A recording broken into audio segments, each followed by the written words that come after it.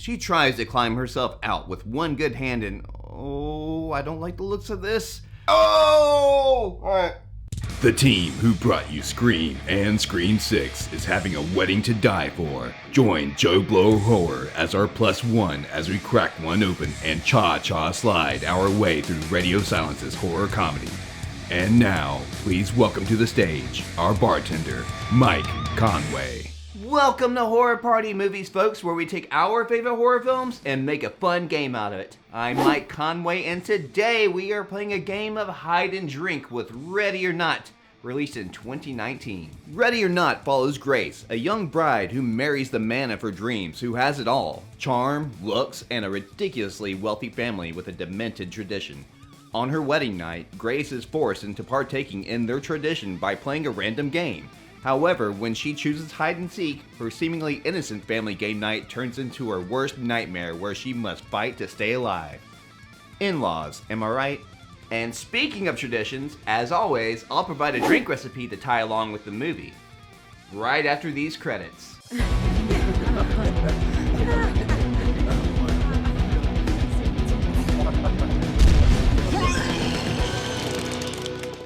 So what makes this a party movie?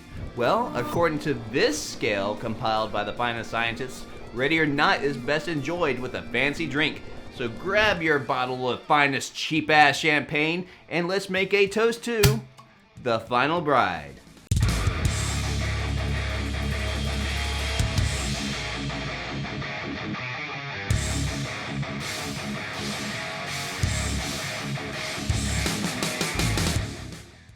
Here's to the bride.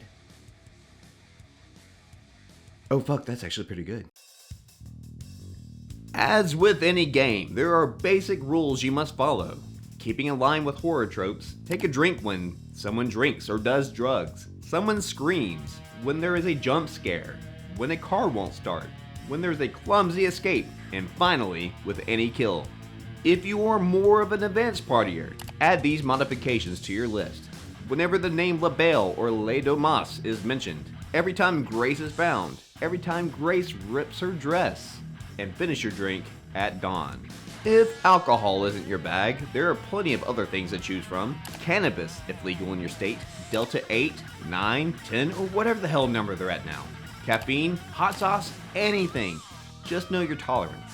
This is supposed to be fun. We don't want to send you to the hospital. Basically, don't be a dumbass. Here, read this disclaimer if that helps.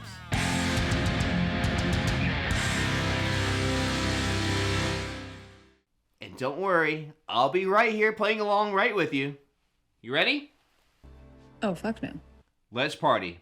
We begin with a little bit of foreshadowing with the placement of board games. Two little youngsters, Alex and Daniel, run through the halls with a man named Charles on their coattails in a fun game of hide and seek. Little Daniel gives Charles away like the little shit he is, which brings out the rest of the seekers.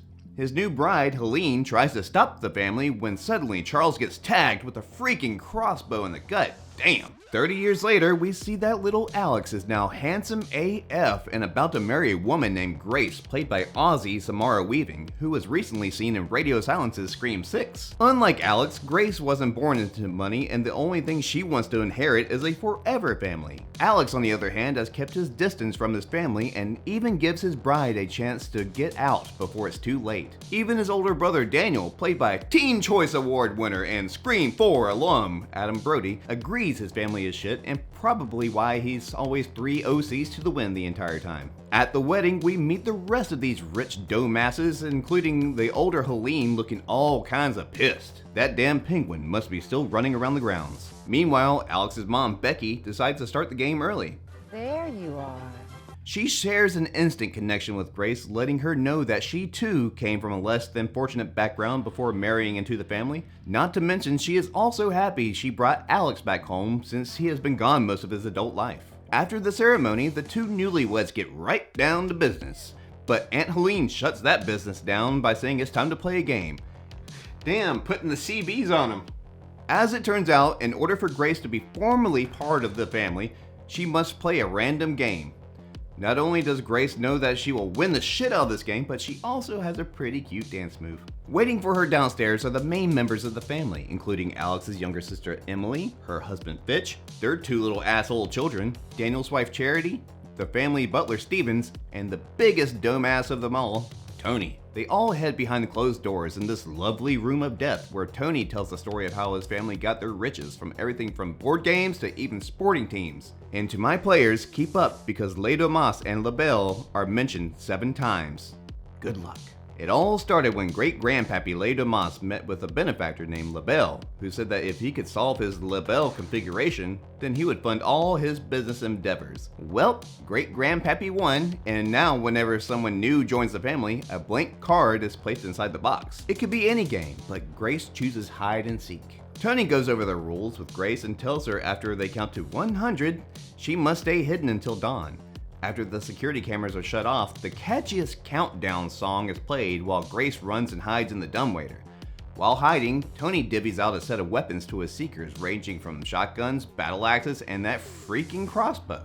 One missing from the fun and games is Alex. Maybe you should just stay here. But Alex says fuck that noise and escapes through the servant tunnel to his bedroom.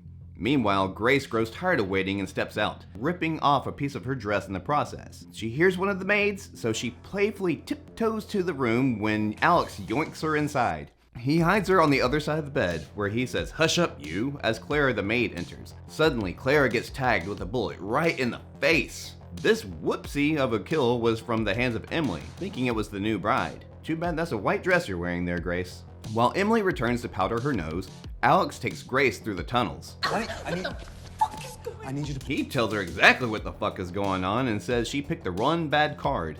According to the ritual, she has to stay alive until dawn while the other family members chase after her. If they don't kill her, then they think that something bad will happen to the family. But of course, this is all her fault, really. You wanted to get married. Since the house is under lockdown, Alex heads back to the security room while Fitch waits where most of us watch YouTube tutorials, and probably where you're watching this video right now. Grace is left alone in the tunnel to head to the kitchen where she gives her dress a new badass upgrade. Unfortunately, she can't remember which door leads to the kitchen and steps right into the hallway. Emily runs in blasting, but since her aim is like Alexis Arquette in Pulp Fiction, Grace gets away. She runs into the game room, but again, is found by Daniel. Unlike when he was a child, he doesn't give her a location right away and respects her enough to give a 10-second head start. The rest of the family pile in, pissed that she got away yet once again. Fitch, still frustrated that he can't figure out how to use this damn crossbow, hands it over to Emily. She shows him exactly how to work it when she fires it and accidentally kills yet another maid. Cocaine is indeed a hell of a drug. In this comical scene, Tony and Helene argue over traditions where Tony thinks turning off the security cameras is just plain old stupid. But at least they don't have to wear those masks. That was Dad's idea. It was the 80s. Grace has had enough of this shit and stops off to arm herself on the way to the kitchen to match the way she looks on the poster. While in the kitchen, she is forced to hide as the whistling Stevens approaches. Meanwhile, Alex gets the security system working, which unlocks the door for her to escape. Curious, Steven checks the door while Grace loads up her shotgun. She then makes her presence known and attempts to fire. She then decides it's tea time for the butler and runs back to the dumbwaiter to find the final maid, Dora, inside. While Alex and his pops duke it out in the security room, this Dora explores an elevator ride straight to Hades in a clear homage to Scream. Seriously, what kind of motors are in these things? After Alex gets handcuffed to the bedpost, Grace runaway brides it to the stables where she sees someone is after her. It turns out it's little Georgie. And while you think all is well, it turns out he is just as much of a shit shot like his mom and blasts Grace right in the hand. She knocks the little bastard out and ends up stumbling in a pile of losers, including the husband from the opening scene. She tries to climb herself out with one good hand and oh, I don't like the looks of this. Oh! Turns out, she did indeed get nailed on her wedding night. Once she's freed, she patches herself up and gets the hell out of there. Yeah, apparently one drink's not gonna do it, so. At the iron gates, she sees a car coming. Begging for help, she forces herself out, ripping her dress and herself at the same time. The driver of the car, however, thinks this woman is crazy, man, and floors it. She sees another car, but this one looks like it will definitely stop, as it is our two-faced butler, and she runs off to the woods to hide. Meanwhile, back in the mansion, Tony is losing his shit, convinced his family is going to die, trying to keep his cool by spitting DMX lyrics. You think that this is a fucking game? R.I.P. man. Stevens finally finds Grace and chases her down with the car. After a brief scuffle, Grace chokes him with the bloodied hand bandage and steals the car. However, the car immediately gets reported stolen, which shuts the car down. The strong as shit butler somehow speeds his way to the car and makes it just in time to shoot her with a dart. Got a fucking dart in your neck. You're crazy. I like you, but you're crazy. As Stevens is FaceTiming the family, he doesn't notice that Grace has woken up and knocks him out with the heel of her chucks. This sends the car crashing In slow-mo. ending Stevens' services for good. Grace is in the clear, right? Nope, we still got 20 minutes left of this bad boy. Speaking of bad boys, Daniel finds Grace fresh out of the car. You can tell he seriously doesn't want any harm to come to her, but he knows his dad is watching, so he knocks her out and they take her back to the house. With just an hour left until dawn, Grace wakes up in every satanic ritual scene where she is surrounded by the Le Dumas family in cloaks. They each sip a glass of devil drink, which gives them the bubble guts. Speaking of sacrificing, music trivia time. What hair metal band sings the 1990 jam Sacrifice? Poison! Alex breaks free while Daniel frees Grace. His wife Charity, however, has had enough of this shit as well. She too came from a rough background and refuses to go back to that life. Instead, she shoots Daniel in the neck, where the poor guy doesn't even get a final word. Damn. After knocking out Charity and getting found by Freddy Krueger, Where do you think you're going, bitch? she also knocks out Papa Tony and throws down a lantern to set this place up in flames. Now Grace is under fire. She ends up fighting with her mother-in-law and plays a little game of whack-a-mole to Becky's face. Yeah, I can't show this on YouTube, but man, this is brutal. Alex finds Grace standing over his mom when he realizes that, yeah, they probably can't work this one out. He calls for whoever is living to grab her. They hold her down to try this sataning thing once more, but she breaks free and lets out the best scream you'll ever hear in a horror movie. Now the sun is up, and at first it seems like a big old oopsie on their part, but suddenly Helene explodes. Yowzers is right. But the splodin' don't stop there, as the entire family blows up right before Grace's cackling eyes. Yep, even the little bastards get it. With just Alex left, he tries a little, "Come on baby, I was just playing," when Grace formally asks for a divorce. She throws the ring at him, which causes him to explode as well. Mr. LaBelle materializes for one nod in approval as the rest of the house burns down. You did good, kid. Grace finally walks out into dawn with the fire department showing up, but she still has enough steam in her to deliver one last word before the movie ends. In-laws. Alright, we made it. How are you guys doing out there? I'm proud to say that I'm still standing, but man, what a challenge. This movie consists of about maybe 55 drinks, give or take, according to my rules, which makes it a total party movie. What are some of your favorite party movies? Let us know in the comments and we'll give it a shot next time. Oh, according to this song, that means it's almost dawn, which means I need to wrap this thing up.